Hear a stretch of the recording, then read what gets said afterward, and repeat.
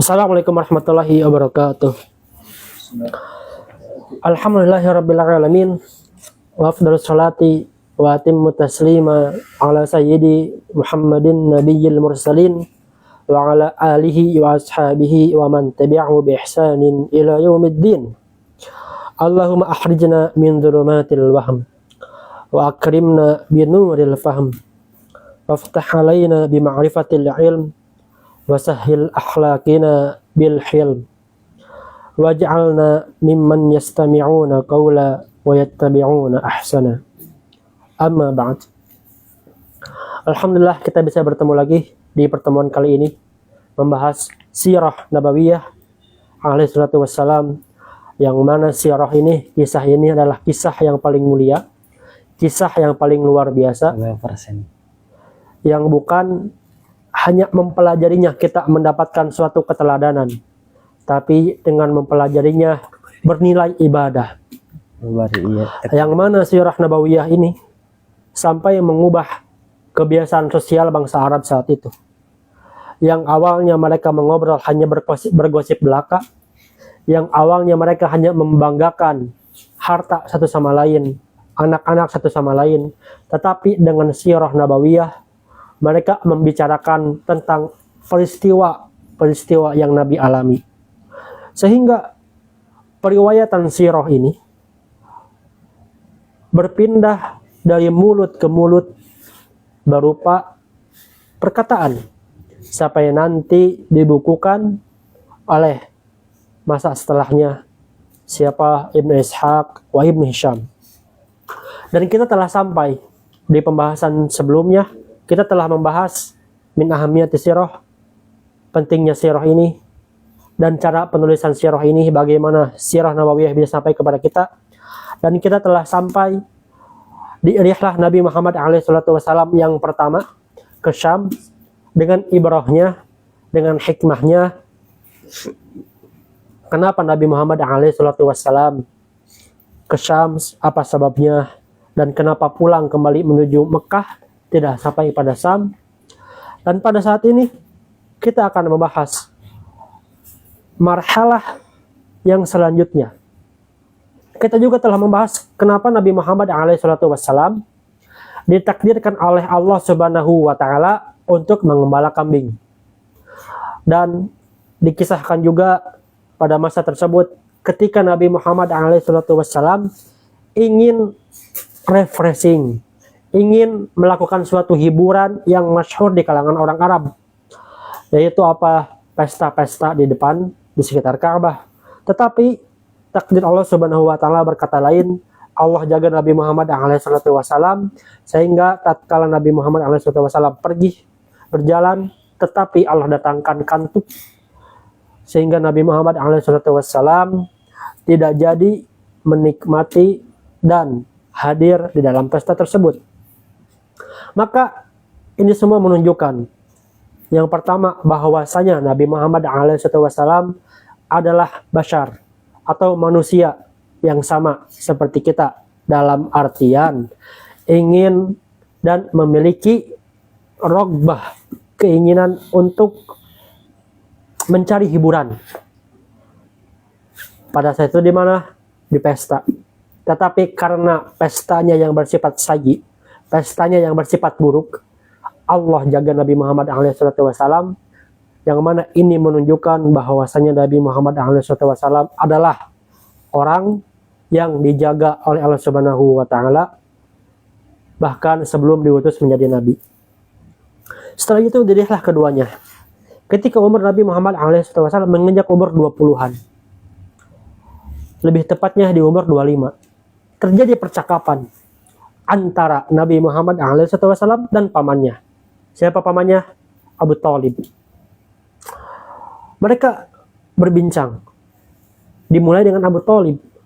Wahai anakku, wahai Nabi Muhammad SAW, bahwasanya saya tidak diamanahi, tidak memiliki banyak harta. Maka saya tidak bisa memberikanmu apa yang tidak bisa saya miliki. Nabi Muhammad SAW menangkap dari percakapan, perkataan pamannya ini. Maka Nabi Muhammad SAW berpikir untuk mencari dan membantu keadaan ekonomi Abi Thalib. Yang sebelumnya bantuannya berupa royal ghanam, mengembala kambing, maka datanglah marhalah yang kedua, datanglah fase yang kedua, apa itu untuk berdagang. Dan perdagangan ini momennya seakan-akan pas. Kenapa seakan-akan pas? Karena Nabi Muhammad SAW dan Abi Thalib melakukan percakapan yang mengarah untuk mencari uang, mencari penghidupan. Di saat yang bersamaan, ada seorang Sayyidah Quraisy, ada seorang nyonya besar dari Quraisy, siapa? Khadijah binti Khuwailid. Yang mana Khadijah binti Khuwailid ini bukan hanya memiliki harta yang banyak, tetapi memiliki kedudukan yang tinggi di kalangan bangsa Arab saat itu. Dan adat atau kebiasaan bangsa Arab saat itu tidak membiarkan perempuan untuk berdagang. Sehingga Khadijah ini, bagaimanakah cara untuk memutarkan uangnya? Maka ia mengirim laki-laki untuk berdagang ke Syam atau ke Yaman. Ketika Khadijah mendengar bagusnya akhlak Nabi Muhammad SAW dan gelarnya Al-Amin, bahkan terkenal dengan amanahnya, maka Khadijah binti Khuwailid ingin menitipkan barang dagangannya kepada Nabi Muhammad SAW. Dititipkanlah dagangan ini. Maka Nabi Muhammad SAW melakukan perdagangan. Kemana? Kedua tempat. Yang pertama ke Yaman, yang kedua ke Syam. Yang terkenal adalah kejadian ke Syam. Karena Khadijah mengutus budaknya, gulam, seorang anak, yang mana anak ini yang bertugas untuk mengetahui, menjadi mata-mata, menjadi kaki tangan Sayyidah Khadijah. Maka Sayyidah Khadijah memerintahkan kepada gulam ini, siapa? Maisarah. Maisarah ini laki-laki, meskipun terdengar seperti perempuan, tetapi laki-laki. Maisarah, meskipun ada tak marbutoh di sana. Diperintahkanlah Maisarah ini, wahai Maisarah, kau lihatlah Nabi Muhammad SAW gerak-geriknya. Apapun keputusan yang ia ambil, kau turuti. Ketika ia bertikai, kau perhatikan. Maka Maisarah ketika membersamai Nabi Muhammad SAW melakukanlah apa yang Sayyidah Khadijah perintahkan. Dia perhatikan Nabi Muhammad SAW. Dia turuti apapun keputusannya. Tetapi yang luar biasa, bukan hanya dagangannya saja yang nanti akan mendapatkan keuntungan yang luar biasa, tetapi dalam perjalanannya pun sudah terlihat tanda-tanda kenabian. Apa itu tanda-tanda kenabiannya? Dengan awan yang melindungi Nabi Muhammad SAW dari teriknya panas. Dengan sebuah pohon zaitun, yang mana pohon zaitun ini telah hidup di zaman Nabi Isa alaihissalam.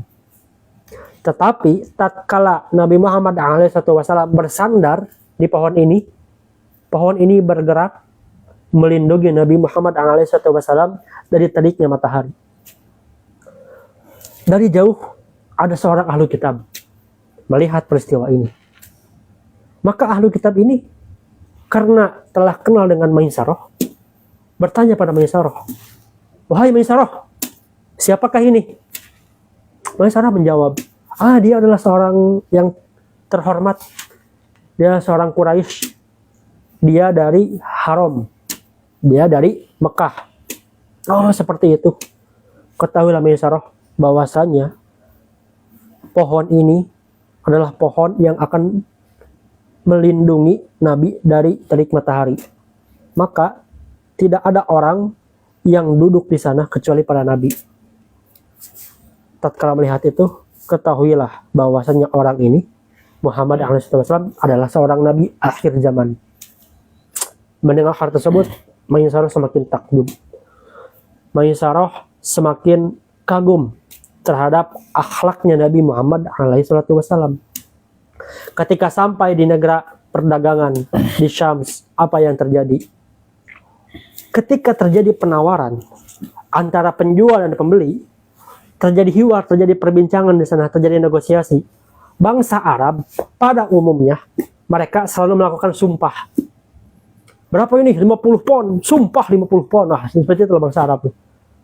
Tetapi ada orang yang ingin membeli pada Nabi, dia berkata, bersumpahlah demi Lata dan Uzza. Nabi menjawab, saya tidak bersumpah demi Lata dan Uzza. Terkagetlah, ada orang yang seperti ini. Padahal Lata dan Uzza itu sudah terkenal. Tetapi dengan husnul muamalah, dengan baiknya Nabi Muhammad SAW berinteraksi dengan pembeli, murah senyum, diberi salam, disambut dengan sopan, disambut dengan ramah, tidak berbohong. Apa yang terjadi? Maka Nabi Muhammad SAW mendapatkan keuntungan yang sebelumnya tidak pernah didapatkan. Terkejutlah Maisarah. Sepulang dari Syams, Maisarah menceritakan apa yang ia lihat, apa yang ia dengar, apa yang ia alami kepada Sayyidah Khadijah binti Khuwailid. Maka Sayyidah Khadijah binti Khuwailid bukan hanya terkagum dengan kisah yang diceritakan oleh Maisarah, tetapi langsung berkonsultasi dengan pamannya. Siapa itu? Waraqah bin Naufal. Wahai pamanku, terjadi seperti ini, seperti ini, seperti ini. Bahwasanya Nabi Muhammad SAW ini bukan hanya akhlaknya yang bagus, bukan hanya amanah, bukan hanya dia jujur, tetapi diceritakan ada awan yang melindunginya dari teriknya panas matahari. Ada pohon yang memberikan perlindungan pada dia. Waraqah bin Naufal, karena dia seorang ahlul kitab, mengetahui tentang kabar akan datang Nabi terakhir. Maka mengetahui Waraqah ini tanda-tandanya. Dan tanda-tandanya ada di dalam diri Nabi Muhammad SAW. Maka Sayyidah Khadijah yang terkenal, yang memiliki kedudukan yang tinggi, kehormatannya paling tinggi, dijuluki Sayyidatu Quraisy, nyonya bangsa Quraisy, yang bahkan ada orang yang melamar tapi dia tolak. Tetapi Khadijah meminta bantuan temannya, mengirimkan temannya, siapa? Hifyah. Untuk apa? Untuk menyampaikan pesan kepada Nabi Muhammad SAW, bahwasanya dia ingin menikahi Nabi Muhammad SAW. Datanglah Hifyah ini kepada Nabi Muhammad SAW. Lalu dia berkata kepada Nabi Muhammad SAW, wahai Muhammad, apakah kamu mempunyai keinginan untuk menikah? Nabi Muhammad SAW menjawab, hah? Menikah? Kamu tidak melihat bagaimana keadaanku? Aku tidak memiliki harta yang banyak. Lalu bagaimanakah aku bisa menikah? Bagaimanakah aku bisa menafkahi istri nanti? Bagaimana jika ada seseorang yang dia memiliki harta, kedudukan yang tinggi, nasab yang mulia, ingin menikahi kamu? Sepertinya itu tidak mungkin. Mustahil, katanya. Ketahuilah bahwa Sayyidah Khadijah ingin menikahimu. Disampaikanlah kabar tersebut kepada Nabi Muhammad SAW. Maka Nabi Muhammad SAW berbincang, melakukan deep talk dengan siapa? Pamannya Abi Thalib. Maka diterimalah apa yang diterima, permintaan untuk menikah dari Sayyidah Khadijah kepada Nabi Muhammad SAW. Terjadilah pernikahan di sana. Dan pernikahan ini jangan dibayangkan pernikahan yang sederhana, pernikahan yang mewah. Bahkan maharnya Sayyidah Khadijah itu 12,5 uqiyah atau 500 dirham. Maharnya tuh 500 dirham kurang lebih setara 100 juta lah kurang lebih kalau sekarang maharnya. Di tengah kondisi Nabi Muhammad SAW yang dititipi sedikit harta, tetapi masih mendapatkan mahar yang begitu tinggi. Meskipun Sayyidah Khadijah telah menikah sebelumnya dengan 2 orang. Siapa itu?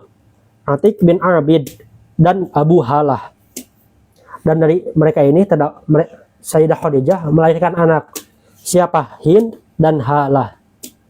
Yang mana Hind dan Halah ini menjadi Robib atau menjadi anak Nabi Muhammad SAW dari pihak istri. Jadi anak angkat. Ketika Nabi Muhammad SAW menikah dengan Sayyidah Khadijah, lahirlah siapa? Abul Qasim. Lahirlah siapa? Fatimah. Lahirlah siapa? Ruqayyah dan Abdullah yang dijuluki dengan At-Tahir wa Tayyib. Nabi Muhammad SAW ketika menikah dengan Sayyidah Khadijah, umur Nabi Muhammad SAW saat itu berumur 25 tahun dan Sayyidah Khadijah 40 tahun. Tetapi yang menjadi catatan adalah Sayyidah Khadijah meninggal dan telah melakukan melaksanakan pernikahan dengan Nabi Muhammad SAW dalam waktu yang lama. Berapa? 25 tahun. Karena Sayyidah Khadijah meninggal ketika umur Nabi Muhammad 50 tahun. Dan selama 25 tahun ini, Nabi Muhammad SAW itu tidak menikah dengan perempuan lain, tidak juga membeli budak perempuan. Yang mana ini menjadi dalil bahwasanya Nabi Muhammad SAW itu tidak terjerumus, tidak dikuasai oleh hawa nafsu perempuan. Maka jika ada yang berstatement Nabi Muhammad SAW itu mempunyai 9 istri, ini semua didasari oleh hawa nafsu. Lihatlah peristiwa ketika Nabi Muhammad SAW menikah dengan Sayyidah Khadijah. Bukankah Nabi Muhammad SAW menikah dengan Sayyidah Khadijah ketika masih muda? Ketika syahwat itu masih kuat-kuatnya. Tetapi Nabi Muhammad SAW tidak poligami, tidak juga membeli budak perempuan. Maka ini menunjukkan bahwasanya Nabi Muhammad SAW itu tidak dikuasai oleh syahwat kepada perempuan. Itu yang pertama. Yang kedua, hikmahnya. Nabi Muhammad SAW ketika menikah dengan Sayyidah Khadijah merasakan peran yang sebelumnya kosong. Apa itu? Peran ibu, peran ayah, peran ibu dan peran istri. Maka seakan-akan Sayyidah Khadijah ini disiapkan oleh Allah Subhanahu wa taala untuk mematangkan emosional Nabi Muhammad SAW, sehingga kedudukan Sayyidah Khadijah di mata Nabi Muhammad SAW itu tidak akan tergantikan. Apa keutamaan Sayyidah Khadijah di antaranya? Bahwasanya Sayyidah Khadijah adalah khairun nisa, sebaik-baiknya perempuan pada zaman itu. Karena khairun nisa itu ada 2. Yang pertama Maryam, yang kedua Sayyidah Khadijah. Maka khairun nisa ini ditafsirkan, dipahami dengan perempuan terbaik pada masa itu. Siapa? Sayyidah Khadijah. Apa yang terjadi ketika Nabi Muhammad SAW menikah dengan Sayyidah Khadijah? Emosionalnya terlatih. Maka tatkala satu Madinah, satu Mekah menolak ajaran Nabi, menuduh bahwasanya Nabi berdusta, selama Sayyidah Khadijah masih membenarkannya, di sanalah kekuatan itu ada. Itulah salah satu hikmahnya. Bagaimana Sayyidah Khadijah ini menjadi partner yang sempurna disiapkan oleh Allah Subhanahu wa taala untuk Nabi akhir zaman Rasulullah SAW. Dan segala hal yang dimiliki oleh Sayyidah Khadijah itu semua diwakafkan, diinvestasikan, diserahkan, digunakan untuk kepentingan dakwah Nabi Muhammad SAW. Meskipun Sayyidah Khadijah umurnya lebih tua, tetapi tetap melayani Nabi Muhammad SAW. Dengan apa? Dengan menyiapkannya untuk bekal untuk pergi ke Gua Hiro. Disiapkanlah bekal tersebut untuk apa? Melayani siapa? Suaminya. Meskipun umur Nabi Muhammad SAW terlampau lebih muda dari Sayyidah Khadijah jauh, yaitu berapa tahun? 15 tahun. Maka Syekh Ramadan Al-Buti menuliskan tijarat bimali Khadijah wa zawajihi minha. Tafadhal. Bismillahirrahmanirrahim. Qala al-mu'allif rahimahullahu ta'ala wa nafa'ana bihi wa bi'ulumihi wa bi'ulumi masyayikhi wa masyayina fid darin amin. Amin. Tijaratuhu bimali Khadijah wa jawazihi minha. Kanat Khadijah kama yarwi Ibnu al-Athir wa Ibnu Hisham imra'atan tajiratan zata syarafin wa malin tastajir rijal fi maliha wa tadarabahum iyyahu bi syai'in taj'aluhu lahum minhu.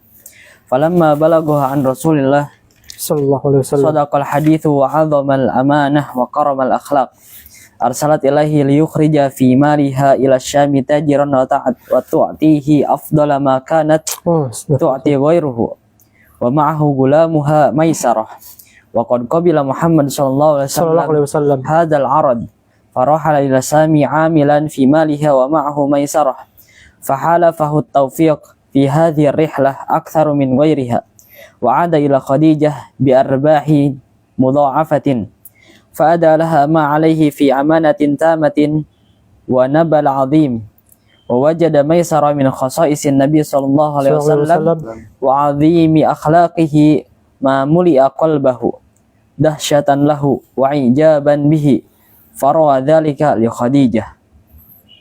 فعجبت خديجة بعظيم أمانته ولعلها دهشت لما نالها من البركة بسببه فعرضت نفسها عليه زوجة بواسطة صديقتها Nafisah bin Maniyah, yang mana beliau itu teman Sayyidah Khadijah yang menjadi pengantar pesan, bukan Khufiyah tadi salah.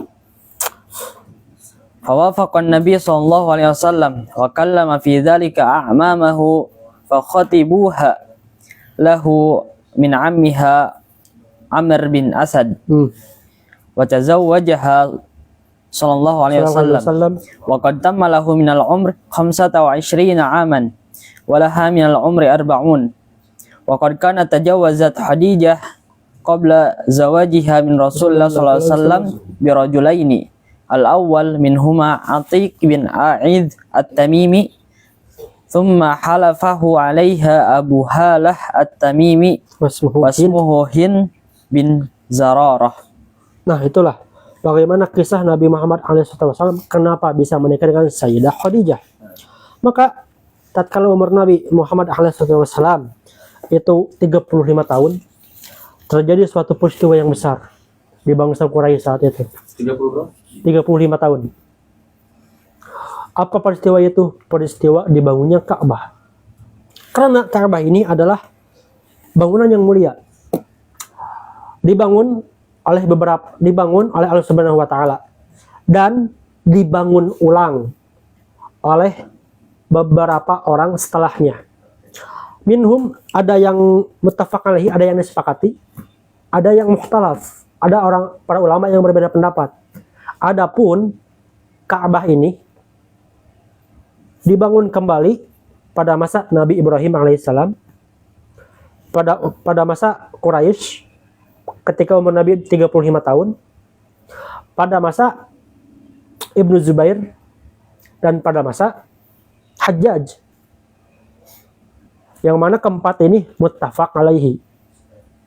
Para ulama sepakat pada masa ini, sepakat bahwasanya Ka'bah dibangun kembali.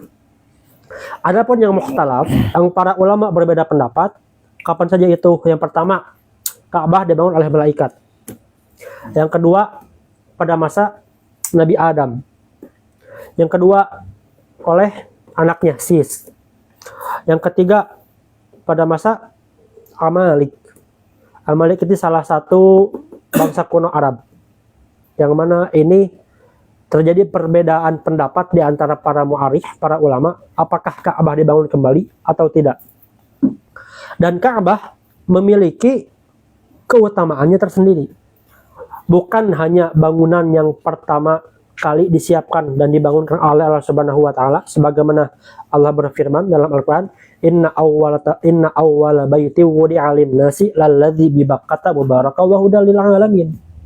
Tetapi tatkala Nabi Ibrahim alaihi salam membangun kembali Ka'bah ini, sebagaimana Allah berfirman, wa idh yarfa'u Ibrahimul qawa'ida minal baiti wa Ismail, maka Ka'bah ini belum berfungsi sebagai tempat untuk haji dan tawaf ketika dibangun langsung.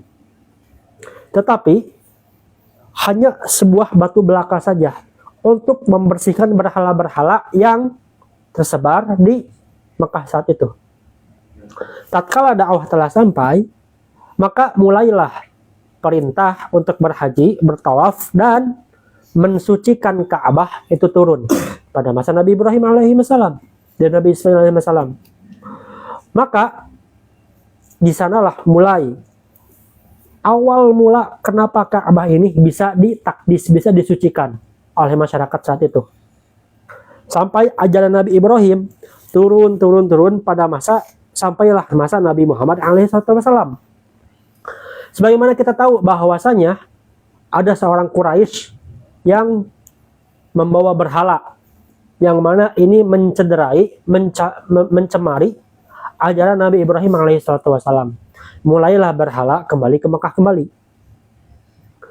Nanti tersisalah sedikit orang-orang yang tetap mengikuti ajaran Nabi Ibrahim alaihi wasallam.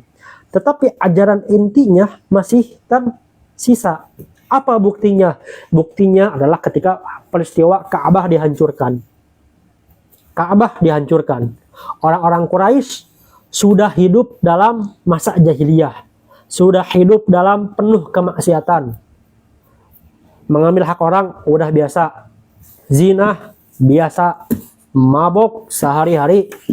Riba menjadi muamalah yang dilakukan setiap hari. Tetapi tatkala terjadi suatu bencana yang menghancurkan Ka'bah, apa itu bencananya?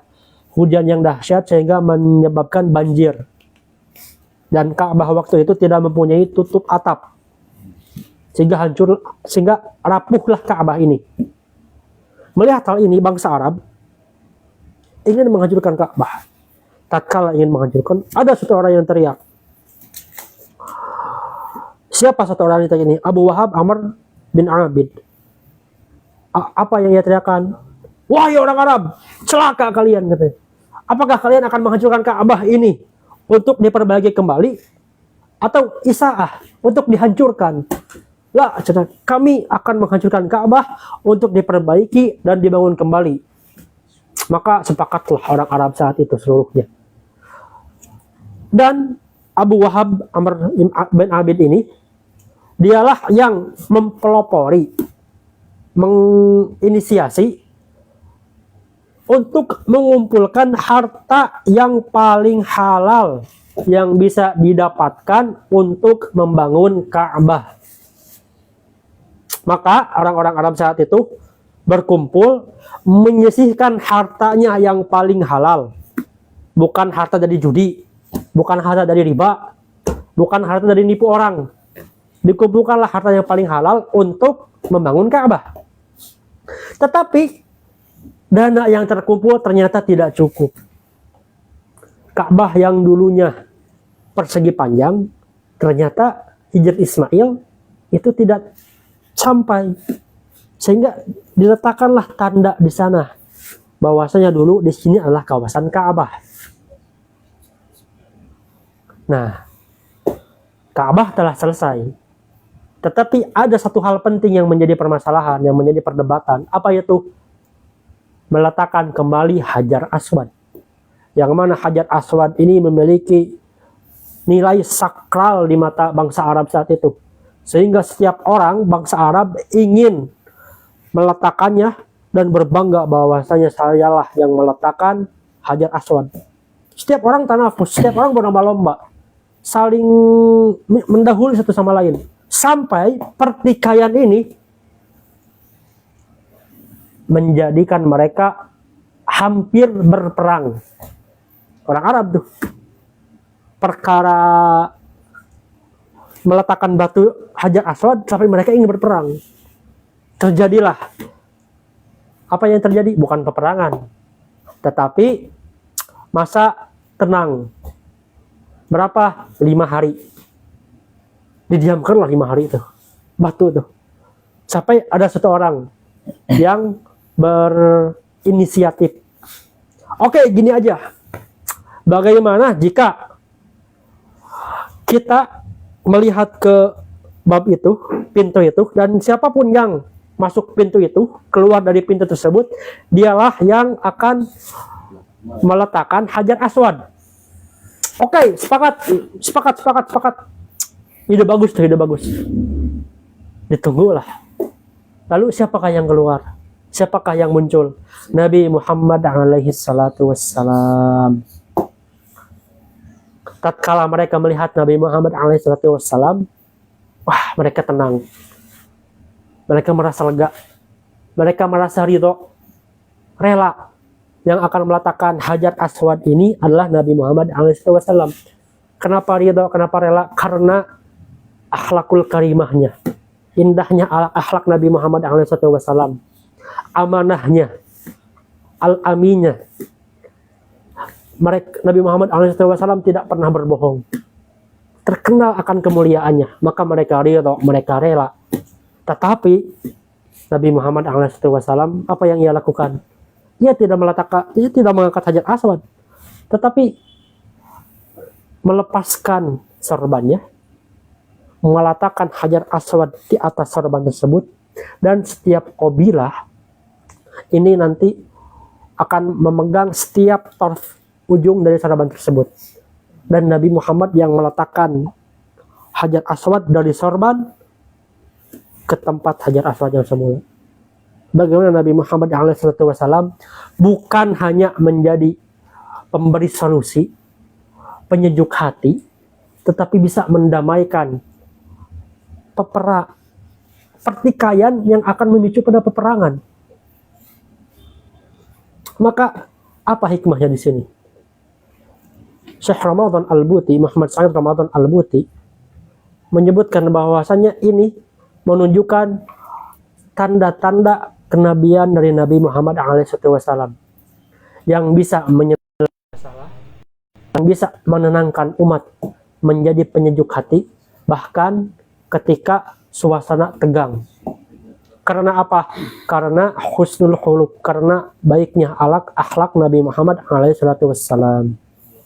Maka apa yang Syekh Ramadan Al-Buti katakan dalam kitabnya Ishtiraquhu alaihi wasallam fi bina'il Ka'bah.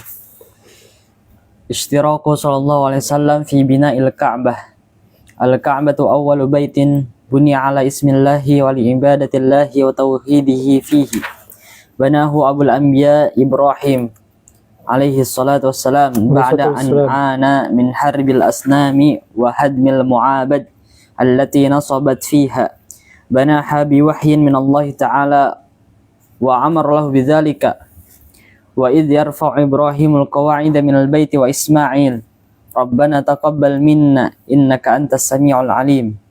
Wa qad ta'arradatil Ka'bah ba'da dzalika lil awadi allati awhat bunyanuha wa sada'at jidranuha wa kana min baini hadhihi al awadi sailu armi jara fi Makkah qabla al-bi'tah bisanawatin qalilatin haitsu zada dzalika min tasadda'i jidrani wa dha'fi bunyaniha. Falam tajid Quraisy badan min i'adati tashyidil Ka'bah hirsan ala ma li hadzal bina min hurmatin wa qadasatin khalidatin. Walaqad kana ihtiramul Ka'bah wa ta'dimuha baqiyatan mimma dhalla mahfuzan min syir'ati Ibrahim alaihi salatu wassalam bainal Arab. Walaqad syaraka Rasulullah sallallahu alaihi wasallam qabla al-bi'tsah fi bina'il Ka'bah wa i'adati tasyyidiha musyarakata fi'alatin. Falaqad kana yankil hajarah ala kutufihi ma bainaha wa bainahu illa izarahu. Wa kana lahu minal umri idzaka 35 sanah fil asah.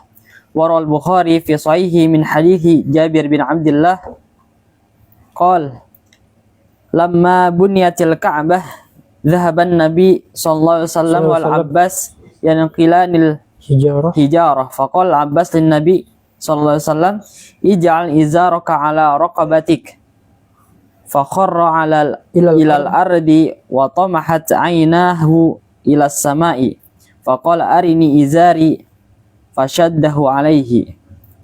Walaqad kana sallallahu alaihi wasallam atharun kabirun fi halil mushkilati allati tasabbabat an ikhtilafil qabail hawla man yastahiqqa an yanala syarafun wada'al hajaril aswad fi makanihi faqad khada'a jami'uhum liqtirahihi alladhi abadahu hallan lil mushkilati ilman minhum bi annahul aminu wal mahbubu minal jami'. Nah, maka Nabi Muhammad SAW ketika membangun Ka'bah itu, Nabi Muhammad SAW tidak hanya diam menonton, tetapi beliau juga ikut berpartisipasi dalam mengangkat batu, ikut berpartisipasi dalam susah payahnya. Bagaimana orang-orang Arab saat itu beratnya mengangkat batu Ka'bah dan meletakkannya kembali. Bahkan Nabi Muhammad SAW berhasil menenangkan pertikaian dan ketegangan yang terjadi akibat orang yang ingin meletakkan Hajar Aswad.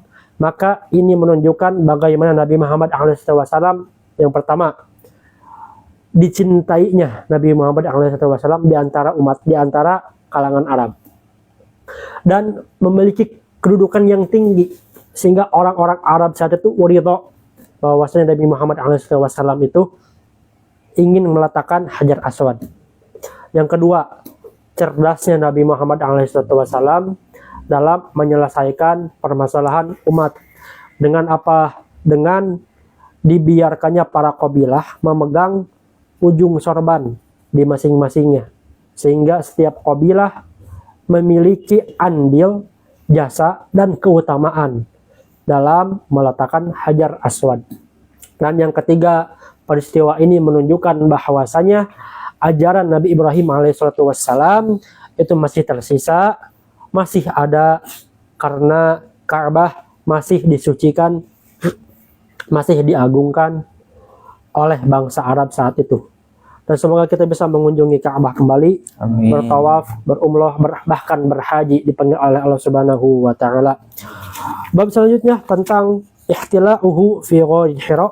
Ini membutuhkan bahas pencarian, pendalaman, riset yang lebih lanjut, sehingga membutuhkan waktu yang lebih panjang, dan akan kita bahas di pertemuan selanjutnya insyaallah.